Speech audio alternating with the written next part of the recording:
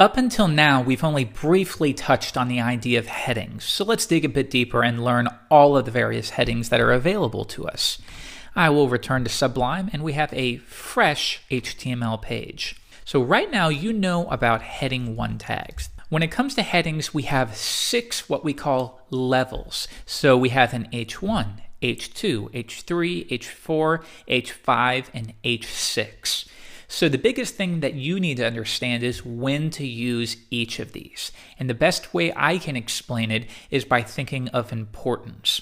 So if we think only in terms of SEO, search engine optimization, if you could only tell Google one thing, you would probably want to put it within an H1 tag. So this could be the title of a blog posting because that's the most important thing. So I will rename this my awesome blog posting. And then here, of course, we would have the body of our posting.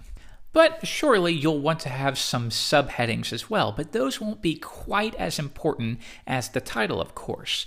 So you might have an H2 or even an H3 for subheadings. And then you could have maybe some additional information, and this is a nice way to separate a blog posting so that you don't just have 30 paragraphs, you can divide it so people can easily scan. It's even possible within your subheading, you have a specific point you want to make that's related to this topic, but it's not a new topic on its own. So that's when you can use H3s and H4s. And this is how it works. It comes in order of importance. So now let's think of it from the point of an actual website. Let's go visit NetTuts.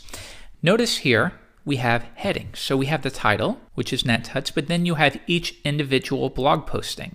So let's see how we can figure out what that is. In Chrome, I can right-click and choose Inspect Element, and this allows me to view the HTML.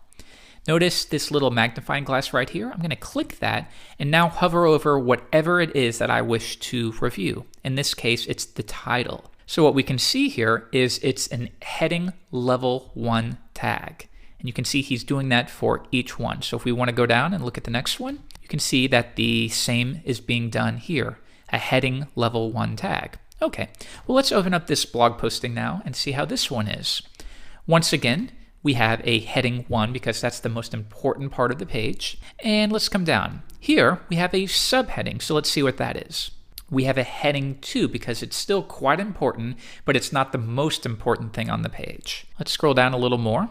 And it looks like there are no heading 3 tags, but we can add one just as easily. So why don't we go to the conclusion, and this time I will edit the paragraph tag. Just after it, I will add a heading 3. Hit enter, and we are finished with that, so I will escape out.